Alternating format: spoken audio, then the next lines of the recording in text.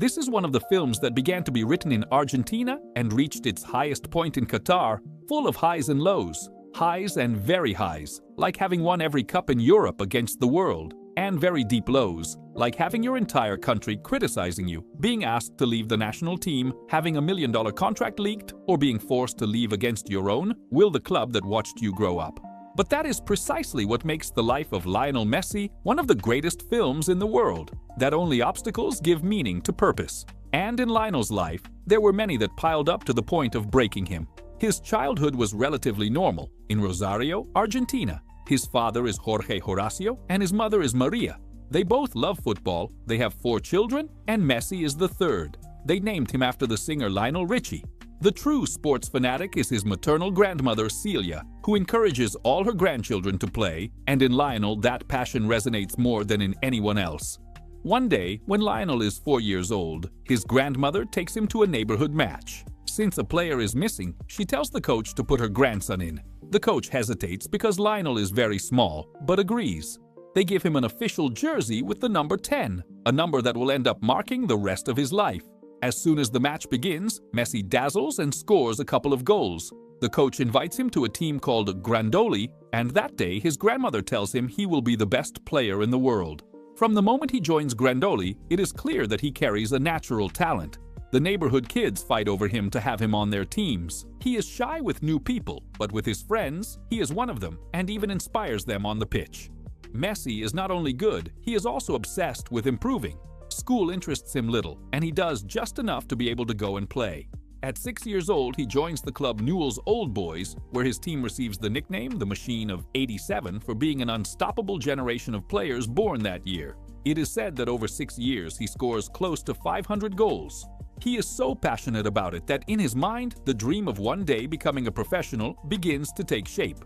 He follows the Argentine national team's matches, and players like Riquelme and Maradona become his idols. However, a great obstacle stands in the way of that dream. His parents begin to notice that Lionel is not growing at the same rate as other children. Worried, they take him to an endocrinologist who, after several tests, reveals that the boy has a growth hormone deficiency. His body does not produce a sufficient amount to develop normally, and if nothing is done, he will grow very little. The solution is daily hormone injections, but it is a quite costly treatment, approximately $900 per month throughout his entire growth stage. Everyone makes an effort to fulfill the boy's dream. Lionel endures the pain, the discomfort, and begins to inject himself consistently.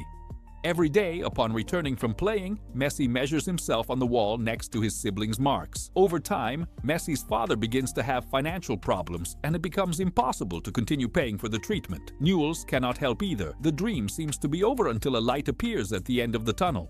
Scouts from Barcelona hear about his talent and decide to bring him to Spain. At just 13 years old, Lionel and his father travel to try out at La Masia, the club's youth academy, where he coincides with other boys his age like Cesc Fabregas and Gerard Piqué.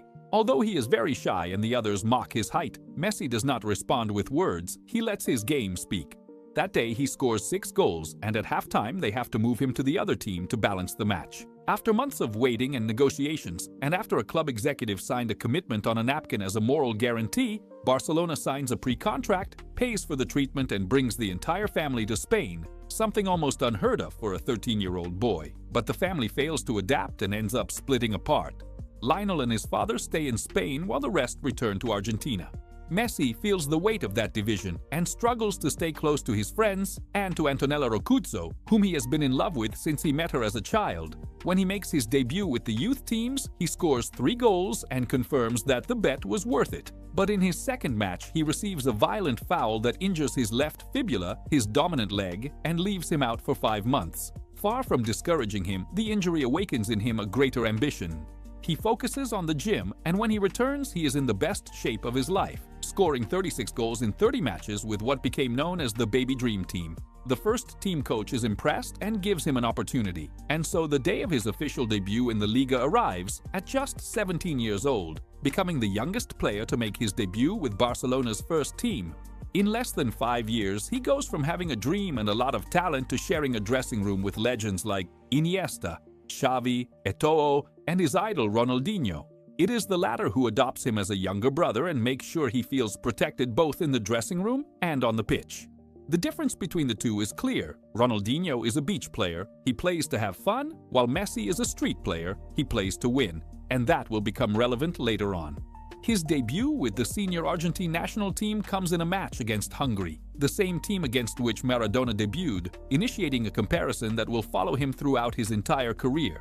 However, during that debut, something very unjust occurs. An opponent grabs his jersey forcefully, the referee blows the whistle for a foul, but surprisingly shows a card to Messi and sends him off with just 43 seconds on the pitch. One of the most frustrating nights of his barely 18 years of life, but it will be nothing compared to what the future has in store for him. His first World Cup arrives at the age of 18. He does not play as a starter but as a substitute. But in the match against Serbia and Montenegro, he comes on as a substitute and his impact is felt immediately. He scores his own goal, becoming the youngest Argentine to score at a World Cup. In the quarterfinals, the opponent is Germany, and the match is very tight. After drawing, the game goes to extra time, but Messi cannot come on because the coach had already used all his substitutions. Argentina is eliminated on penalties and Lionel watches helplessly from the bench. In his country, many feel that if he had played, the result would have been different. A year later, the Copa America arrives, now already as a starter. Argentina comes in as the heavy favorite, but in the final they suffer a heavy 3-0 defeat, leaving Lionel with a new frustration and the entire country with a bitter taste. Meanwhile, at Barcelona, the atmosphere is divided between those who prefer to go out partying, led by Ronaldinho and Deco, and those who are focused on training and improving, like Messi and Iniesta. The coach loses control of the group. In 2008, Pep Guardiola arrives as the new coach. He makes two decisions that change the history of football. He lets Ronaldinho go to restore discipline and centers the entire Barcelona game around Messi, convinced that the future of the club is in his feet. Lionel inherits the legendary number 10 shirt and a new era begins. In the Clásico against Real Madrid at the Bernabeu, Guardiola surprises everyone by moving Messi into the role of false nine, giving him the freedom to drop back, receive the ball and direct the game as the orchestrator of the offense. Real Madrid's centre-backs do not know whether to go out and mark him or wait for him at the back, which opens up spaces for his teammates to attack more easily. The result is historic. Barcelona defeat Madrid 6-2 with 2 goals from Messi. From that match onwards, it is clear that football is changing. That year, Barcelona wins the Liga, the Copa del Rey and the Champions League, the treble, with Messi being a decisive figure in every competition and winning his first Ballon d'Or. On a personal level, Antonella moves to Barcelona, and together they make their relationship public. It is the beginning of a more mature and stable stage for Lionel both professionally and personally. The next great objective is the World Cup. Argentina arrives with Maradona as manager and Messi as captain with the number 10. The tournament starts well, getting through the group stage with convincing victories. But in the quarterfinals, Germany appears again, this time destroying them 4-0. Messi plays all 90 minutes, but it simply is not enough. With this defeat, a small crack begins to form between Lionel and the national team, a wound that over time will lead him to distance himself from the team he loves most. Barcelona continues to dominate Europe. In 2011, they win the Liga and the Champions League again, this time with a spectacular goal from Messi that seals another historic season. That year, Argentina hosts the Copa America, and expectations are through the roof. Everyone expects that after winning so much with Barcelona, Messi will finally claim his first major title for his country, but the team is eliminated in the quarterfinals on penalties against Uruguay.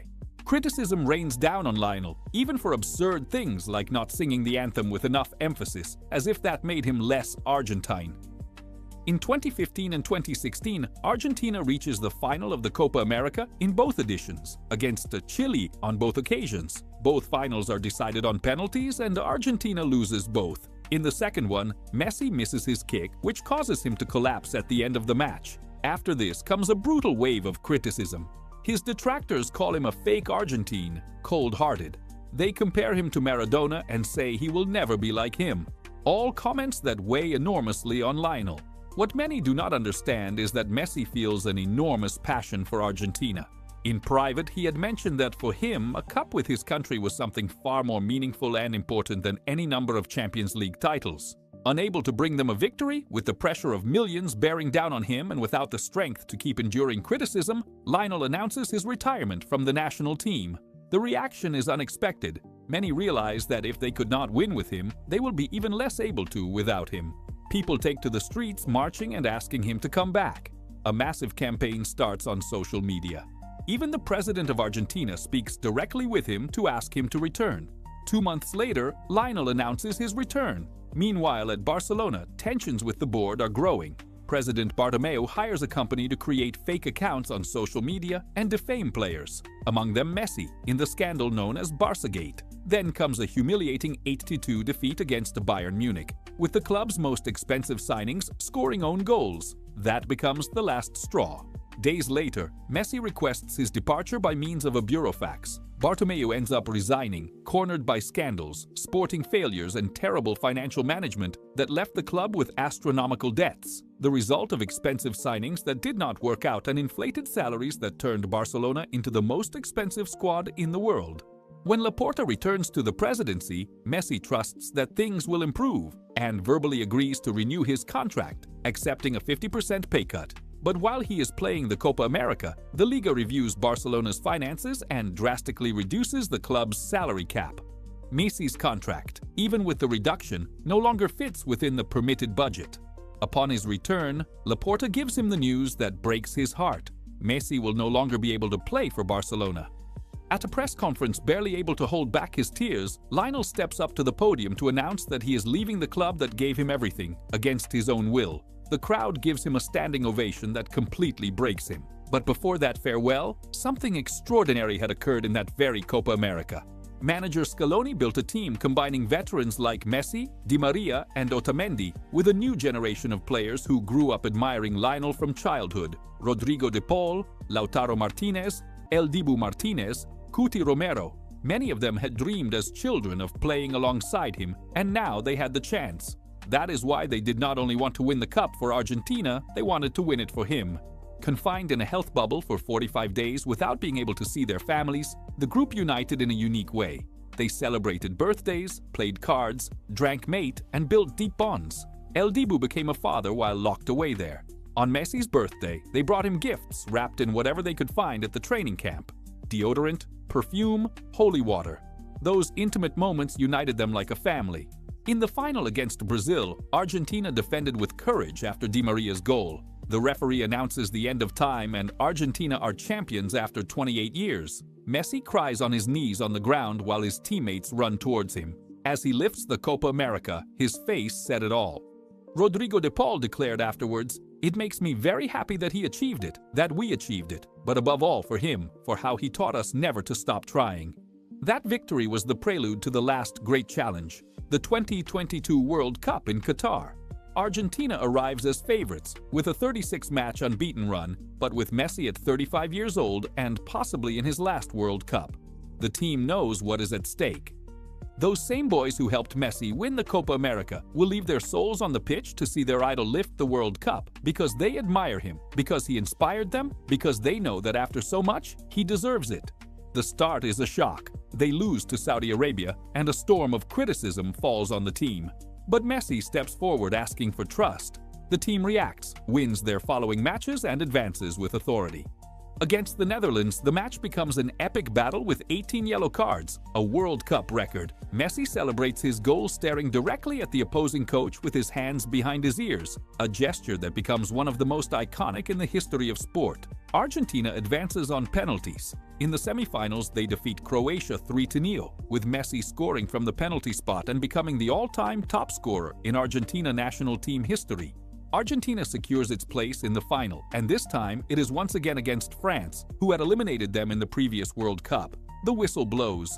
Argentina dominates with goals from Messi from the penalty spot and a stunning goal from Di Maria. But the French do not give up. Mbappé scores 2 goals in just 2 minutes and equalizes, sending the match to extra time. In the additional period, Messi scores again, giving Argentina the lead, but Mbappé equalizes again from the penalty spot. Everything is decided in the penalty shootout. El Dibu saves, Dybala converts, Paredes converts, France misses, Montiel runs, shoots and scores. The team embraces. Dibu cries. In Buenos Aires, the thunder can be heard throughout the entire city and people pour out into the streets to celebrate. And Lionel smiles. He smiles with the face of someone who knows that the entire journey was worth it. The boy who could not grow, who was sent off 43 seconds into his debut, who carried for decades the weight of an entire country on his shoulders, became perhaps the greatest of all time. What makes Messi truly exceptional is not only his footballing abilities, it is his humility, his dedication, and his ability to inspire others on and off the pitch. The life of Messi is a story that transcends football. It is proof that greatness can also be humble and that perseverance, even when everything seems lost, always finds its reward.